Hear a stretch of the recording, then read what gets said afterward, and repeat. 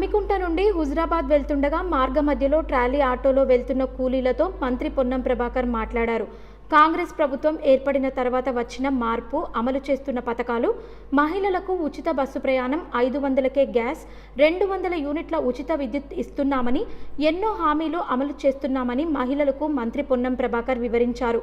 త్వరలోనే ఎన్నికలు అయిపోగానే రేషన్ కార్డులు ఇస్తామని, వారి సమస్యలు పరిష్కరిస్తామని హామీ ఇచ్చారు. కాంగ్రెస్ పార్టీకి అండగా ఉండి వెలిచాల రాజేందర్ రావుకి ఓటు వేయాలని విజ్ఞప్తి చేశారు.